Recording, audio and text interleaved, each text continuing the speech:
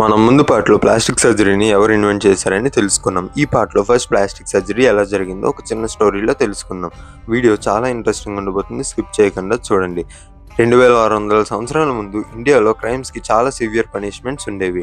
ఇలా క్రైమ్స్ చేసిన వాళ్ళ ముక్కుని నరికేసేవారు.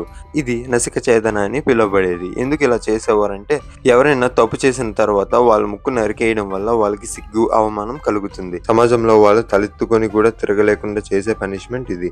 ఒకరోజు ఒక వ్యక్తి సుశ్రుతాన్ని కలిశాడు. మీరు వైద్యం మాత్రమే కాదు, అంతకన్నా గొప్పవి చేస్తారని విన్నా. నాకు ముక్కు లేకపోవడం వల్ల నేను నా మొహం ఎవరికి చూపించలేకపోతున్నా.